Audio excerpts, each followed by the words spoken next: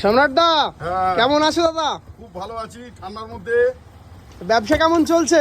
ব্যবসা মোটামুটি চলছে। পরোটার দাম কি বাড়লো? না, পরোটার দাম বাড়েনি, পরোটার দাম 7 টাকায় আছে। কি দাম বাড়লো কিসের? দাম বাড়লো হচ্ছে উট পাখির ডিমে। উট পাখির ডিমের হ্যাঁ, কত করেছো? উট পাখির ডিম 13 থেকে 15 টাকা হয়েছে। উট পাখি কি ডিম পারছে না, তার জন্য দাম বাড়ছে নাকি? কষ্ট হচ্ছে ঠান্ডাতে। খুব কষ্ট করে ডিম পারছে। হ্যাঁ, বাহ, তা ঘোড়ার ডিম দিলে হয় না? ঘোড়ার ডিম তো আমাদের এখানে সাপ্লাই নেই, না তো ঘোড়ার ডিমই দিতাম। সাপ্লাই করতে হবে বিদেশ থেকে। হ্যাঁ হ্যাঁ হ্যাঁ, আমার তো সব রাজস্থান থেকে আসে ডিম, উট পাখির ডিম, যার জন্য নাম দেওয়া হয়েছে। তা আজকে কত পিস উট পাখির ডিম রেখেছো? আজকে উট পাখির ডিম রেখেছি 20 পিস। বাহ, আর পরোটা কত করে নিচ্ছ? পরোটা 7 টাকা করে নিচ্ছি। 7 টাকা পিস। 7 টাকা পিস। আর চিকেন দিয়ে খেলে? চিকেন দিয়ে খেলে হচ্ছে তোমার 39 টাকা প্লেট। 39।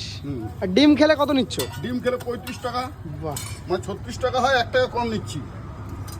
আর শুধু পরোটার সাথে সবজি কি দিচ্ছ? সবজি হয়ে আমাদের অ্যান্টিবায়োটিক তরকারি, সেই অ্যান্টিবায়োটিক পুরনো তরকারি। বাহ, খেলেই করোনা সেরে যাবে। হ্যাঁ, করোনা সেরে যাবে। বাহ, তা এখন করোনা তো নেই দাদা, এখন কি ছাড়বে? এখন পেট সারবে।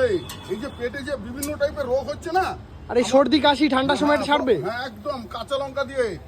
বাহ, ফুড কালার মেশাচ্ছ না? না, আমার কোনো ফুড কালার নেই। তার তরকারি দিকে ইয়ে করে দেখো, যে দেখলে বুঝতে পারবে যে একদম পরিষ্কার তরকারি। দেখো, বাহ। কাবলি ছোলা, কাঁচা ছোলা, মটর, সোয়াবিন এবং আলু দিয়ে এই তরকারিটা একটা ঘ্যাট তৈরি করা হয়। একদম ফ্রেশ। হ্যাঁ, যাই জন্য এই তরকারিটার নাম দিয়েছে অ্যান্টিবায়োটিক তরকারি। বাহ।